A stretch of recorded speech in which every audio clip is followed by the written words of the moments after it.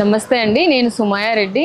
ఇవాళ పార్టీలకు అతీతంగా కుల మత భేదాలు లేకుండా రాజశేఖర్ రెడ్డి గారంటే ప్రతి ఒక్కరికి తెలుగు రాష్ట్రాల్లో చాలా ఇష్టం.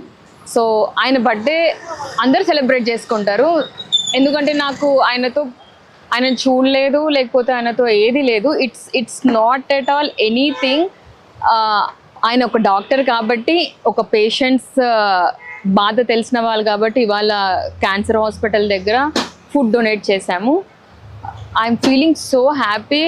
ప్రతి ఒక్కరు ఒక 100 మంది కన్నా ఫుడ్ పెట్టగలిగితే that is best. I'm blessed today.